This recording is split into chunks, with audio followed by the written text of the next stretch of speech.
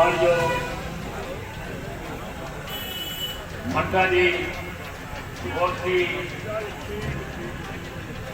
सरदार सुखबीर सिंह जी बादल आई सारी बुद्धवंती संगत अज जो रोज धरना पंजाब मंगता जवाब टाइम के तहत आप सब इतने इकट्ठे हुए हैं। ये मुहिम क्यों चलाई गई, क्यों जरूरत पई? क्योंकि कैप्टन साहब ने, सरकार ने जो झूठे वादे करके अपनी वोटा अपने को लिया वो वादे कोई पूरे नहीं किए। उल्टा जेड़े अपनी स्कीमां बादल साहब वालों चलाई गई सी उन्होंने बंद करता। इस करके अपन अज ये रोज धरना लाना पिया कि जेडे साडे नाल वादे कीते ने साडा हक इत्थे रख, साडे बच्चों को नौकरियां दे। तुसीं ये कहा सी कि घर घर नौकरी देंगे, आटा दाल स्कीम के नाल खंड चाह पत्ती भी देंगे ते होर केड़ी मैं गल करा तुसीं सब जानते हो। हुण अपना इको मकसद है कि आने वाली 14 तरीक नूं जो रैली जा रही है, हुण जा रही है, उहदे विच आपां सब वध तो वध कट करके सुखबीर सिंह बादल जी नूं ये दिखा दिए कि उन्होंने कहा सी कि इत्थे 15,000 का कट होना चाहिए, आप 25,000 का कट करके विखा दिए। मैं भी तुहाडा वादा करना कि मैं भी शहर चो वध तो वध संगत लियावांगा ते तुसीं भी वध तो वध पहले आंदे जे बहुत हुण वध तो वध संगत लियाओ ते डिप्टी सीएम साहब नूं अपना वादा आप पूरा कर दईए कि असीं तुसीं जो सानूं हुकम कीता सी असीं ये पूरा करता कि तुसीं पंजाब विच सीएम बन जाना, पंजाब की सरकार बन जानी है अपनी, ते आपां तगड़े होकर इस रैली को कामयाब करिए। इन्नियां बेनतियां करदा सब नूं मैं फतेह करना। वाहिगुरू जी का खालसा, वाहिगुरू जी की फतेह। सरदार सिंह जी मंडा की अगवाई में अज का जो रोड धरना चल रहा है 10 बजे तो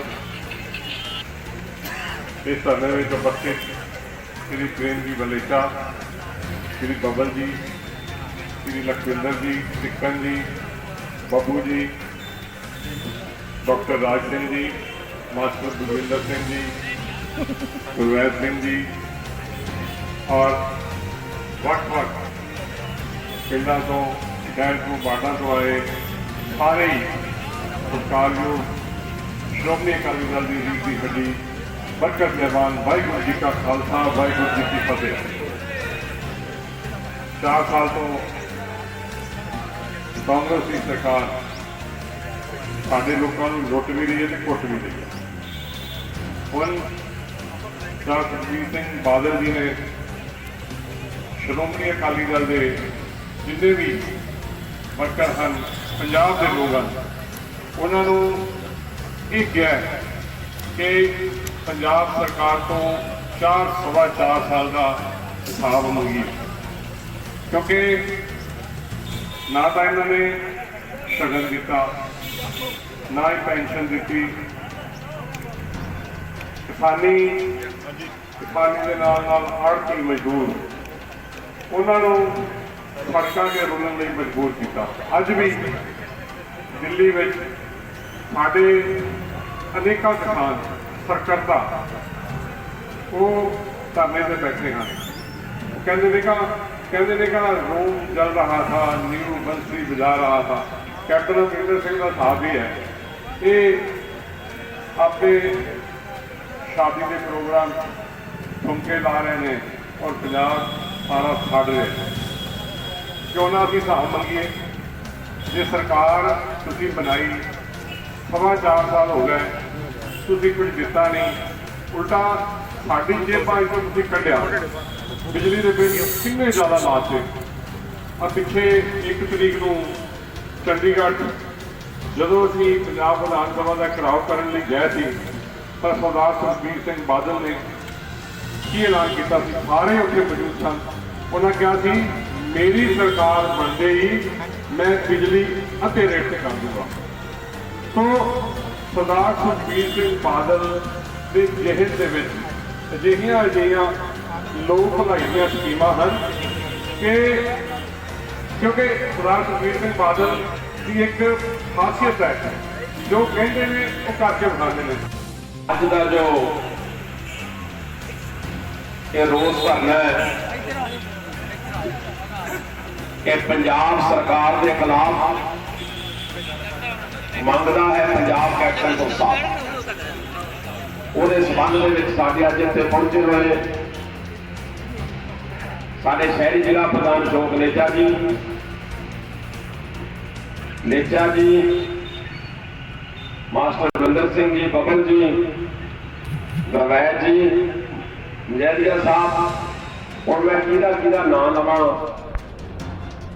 ਬੱਬੂ ਜੀ, ਲਖਵਿੰਦਰ ਜੀ, ਤਾਂ ਮੈਨੂੰ ਲੱਗਦਾ ਟਾਈਮ ਬਹੁਤ ਲੱਗ ਜੂ। ਜਸਵੰਤ ਸਿੰਘ ਅਰਨੀ ਵਾਲੇ ਦੀ ਸਮੁੱਚੀ ਟੀਮ ਤੇ ਹਲਕਾ ਜਲਾਲਾਬਾਦ ਦੇ ਵੱਖ-ਵੱਖ ਪਿੰਡਾਂ ਤੋਂ ਆਏ, ਸ਼ਹਿਰ ਦੇ ਵਾਰਡਾਂ ਚੋਂ ਆਏ ਸਾਡੇ MC ਸਾਹਿਬਾਨ, ਸਾਬਕਾ MC ਸਾਹਿਬਾਨ ਤੇ ਸਮੁੱਚੀ ਸ਼੍ਰੋਮਣੀ ਅਕਾਲੀ ਦਲ ਦੀ ਲੀਡਰਸ਼ਿਪ ਵਰਕਰ ਸਾਹਿਬਾਨ, ਫਤਿਹ ਪ੍ਰਵਾਨ ਕਰਿਓ। ਵਾਹਿਗੁਰੂ ਜੀ ਦਾ ਖਾਲਸਾ, ਸ੍ਰੀ ਵਾਹਿਗੁਰੂ ਜੀ ਕੀ ਫਤਿਹ। ਆਪਾਂ ਸਾਰਿਆਂ ਨੂੰ ਪਤਾ ਹੀ ਹੈ ਕਿ ਅੱਜ ਤੋਂ 5 ਸਾਲ 4 ਸਾਲ ਪਹਿਲਾਂ ਜਦੋਂ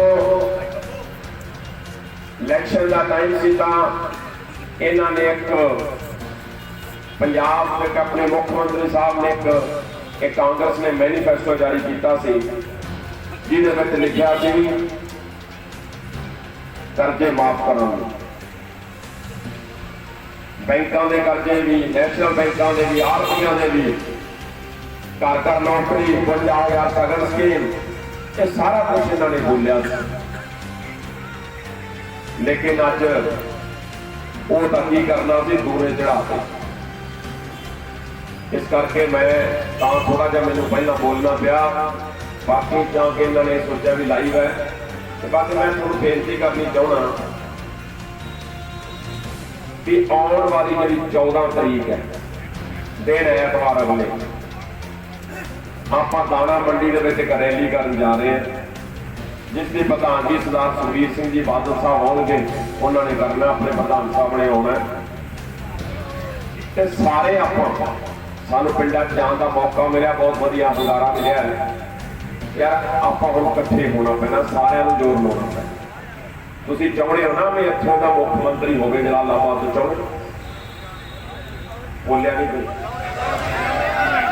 ਤੇ ਫਿਰ 14 ਤਰੀਕ ਨੂੰ ਨਾ ਸਾਰਾ ਜੋਰ ਲਾ ਦੇ, ਸਾਰੇ ਇਕੱਲੇ ਨਾਲ ਕੁਛ ਨਹੀਂ ਹੋਣਾ ਕਿਸੇ ਦੇ, ਤੁਹਾਨੂੰ ਕਰਨਾ ਪੈਣਾ ਵਰਕਰਾਂ ਨੂੰ ਸਾਰਾ ਕੁਝ। ਤੇ ਇਸ ਕਰਕੇ ਜਿਹੜੀ ਅੱਜ ਤੋਂ ਆਪਾਂ ਅੱਜ ਇੱਥੇ ਪ੍ਰਣ ਕਰਕੇ ਜਾਈਏ ਕਿ ਸਰਕਾਰ ਦੇ ਖਿਲਾਫ ਜੰਗ ਆਪਣੀ ਸ਼ੁਰੂ ਹੈ ਜਲਾਲਾਬਾਦ। ਜਿਹੜੇ ਇੱਥੋਂ ਦੇ ਤੁਸੀਂ घबराया ना करो, जे कोई थानेदार या कोई SHO या कोई आपको तंग करता है, अज तो इतने प्रण करके जाओ कि आप सारे उस सदे के उस थाने के बाहर के धरना देना आप जरूर खिलाफ, ये प्रण करके जाओ सारे। आप बहुत दिनों का 1.25 साल हो गया सबर जबर सहंदिया, कदे किसी कदे किसी अज तो प्रण कर लो, कोई फर्क नहीं पैंदा। जे लोक शक्ति है तो अपने कुछ नहीं बिगाड़ सकते किसी तरह का भी, चाहे आप कुछ करना पवे। ये अजकल थोड़ा प्रण है ना, चाहे आप कोई थाने पार मूरे बहना पवे, डिप्टी से बहना पवे, SSP से जाना पवे, तुसी उस कॉल से आओ। जनता के अगे बड़े बड़े झुक जाते हैं तो गल ही कुछ नहीं करती। ये नहीं हैगा इत्थों के MLA को पता नहीं कि जबर के नाल कदे पुलिस की ताकत के नाल कदे दबाया नहीं जाता। मैं पुलिस वालियां भी कहना चाहना, भरावां नूं गल सुन लो यार, तुसीं सारी उम्र इत्थे रहना, इत्थे नौकरी करनी है सारे भरावां ने, ते तुसीं सोचा करो ਇਹਨਾਂ ਦਾ ਕੀ ਆ, ਕੱਲ ਨੂੰ ਇਹਨੇ ਇੱਥੋਂ ਇਲੈਕਸ਼ਨ ਲੜਨਾ ਕਿ ਨਹੀਂ ਲੜਨਾ, ਰਹਿਣਾ ਕਿ ਨਹੀਂ ਰਹਿਣਾ, ਇਹਦੇ ਮਗਰ ਲੱਗ ਕੇ ਸਾਡੇ ਵਰਕਰਾਂ ਨੂੰ ਤੰਗ ਨਾ ਕਰੋ, ਤਾਂ ਕਿ ਅਸੀਂ ਕੱਲ ਨੂੰ ਜਵਾਬ ਤੁਹਾਨੂੰ ਵੀ ਦੇਣਾ ਪੈਣਾ ਹੈ। ਜਿਹੜੇ ਇਹਨਾਂ ਨੇ ਨਜਾਇਜ਼ ਪਰਚੇ ਕੀਤੇ ਹੋਏ ਆ ਪਿਛਲੇ ਦਿਨ ਹੀ ਇੱਥੇ ਕੋਰਟ 'ਚ ਹੋਇਆ, ਇਹਨੂੰ ਨਹੀਂ ਪਤਾ ਕਿਹਨੇ ਕੀਤਾ। ਇਸ ਕਰਕੇ ਹੁਣ ਕਦੇ ਕਿਸੇ ਦਾ ਨਾਮ ਪਾ ਦਿਓ, ਕਦੇ ਕਿਸੇ ਦਾ ਪਾ ਦਿਓ। ਇਸ ਕਰਕੇ ਸੰਗਤ ਜਾਣਦੀ ਆ, ਮੈਂ ਪਿੰਡਾਂ 'ਚ ਗਿਆ ਬਹੁਤ ਰੋਹ ਆ। ਇਸ ਕਰਕੇ ਤੁਸੀਂ ਸਾਰੇ ਤਕੜੇ ਹੋ ਕੇ ਹਮਲਾ ਮਾਰੋ, ਇਹ ਨਾ ਸੋਚੋ ਵੀ ਇਹਦਾ ਤੇ ਮੈਂ ਕੀ ਕਰਨਾ, ਕੱਲ ਨੂੰ ਵਾਰੀ ਤੁਹਾਡੀ ਹੈ। ਇਸ ਕਰਕੇ ਅੱਜ ਤੋਂ ਮਾਣ ਬਣਾ ਲਓ, ਅਸੀਂ ਤੁਹਾਡੇ ਨਾਲ ਹਾਜ਼ਰ ਹਾਂ, ਕੋਈ ਅਸੀਂ ਇੱਕ ਮਿੰਟ ਵੀ ਲੇਟ ਨਹੀਂ ਕਰਾਂਗੇ। ਮੈਂ ਤਾਂ ਇੰਨਾ ਹੀ ਕਹਿਣਾ ਖਿਮਾ ਦਾ ਜਾਚ ਗਏ, ਵਾਹਿਗੁਰੂ ਜੀ ਕਾ ਖਾਲਸਾ ਵਾਹਿਗੁਰੂ ਜੀ ਕੀ ਫਤਿਹ। ਚਾਹਣਾ ਨਹੀਂ ਕਿਸੇ ਨੇ ਬੇਨਤੀ ਹੈ, ਦੋ ਚਾਰ ਆਪਣੇ ਬੁਲਾਰਿਆਂ ਨੇ ਬੋਲਣਾ, ਮੈਂ ਵੀ ਪਹਿਲਾਂ ਸੀ, ਇਹ ਜ਼ਰੂਰੀ ਸੀ ਵਿੱਚ ਦੀ, ਤਾਂ ਮੈਂ ਉੱਠਿਆ ਸੀ। ਆਉਣ ਬੋਲਦੇ ਆ ਸਾਰੇ ਬੁਲਾਰੇ। ਮਾਸਟਰ ਵਰਿੰਦਰ ਸਿੰਘ ਜੀ ਗਰਾਇਆ ਸਾਹਿਬ ਨੂੰ ਬੇਨਤੀ 2 ਮਿੰਟ।